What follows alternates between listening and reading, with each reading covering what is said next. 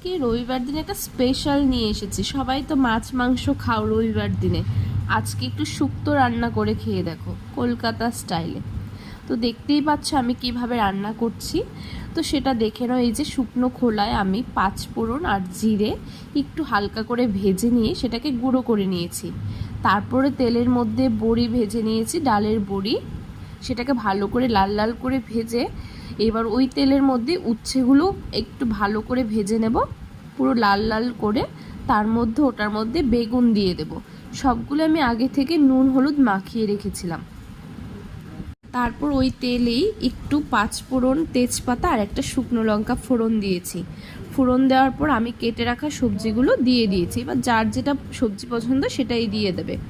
তার মধ্যে ওটা একটু ভাজা করে নিয়ে রাঁধুনি আর আদা বাটা দুটো দিয়ে কষিয়ে নেওয়ার পরে আমি দুধ দিয়েছি।